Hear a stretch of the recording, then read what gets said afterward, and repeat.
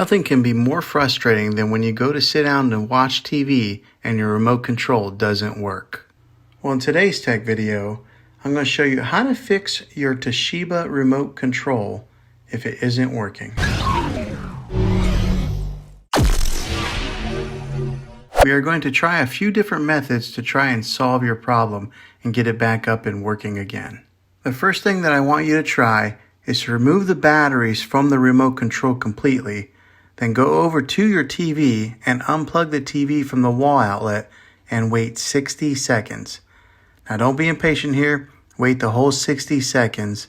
This is what we call a hard reset of your TV. Then plug the TV back in and put the batteries back in the remote control and try it and see if this works.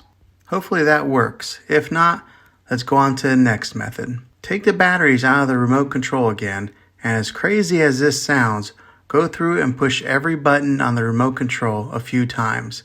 Sometimes dirt and dust get built up in these buttons, and in doing this, it helps to free up those buttons in case they get stuck and cause the remote control to malfunction. Hopefully this works. If not, then try replacing the batteries for a fresh set of new ones. Now you probably already tried this, but it's a good reminder to anyone who hasn't. If replacing the batteries doesn't work, then the last thing that you might have to do is to replace your remote control. I'll put links in the description down below of where you can get a new remote or maybe new batteries. Well, hopefully this video was helpful to you. If it was, go ahead and hit a thumbs up on this. Go ahead and subscribe to my channel. I make tech videos all the time, and I'd love to have you back in the next one. Take care.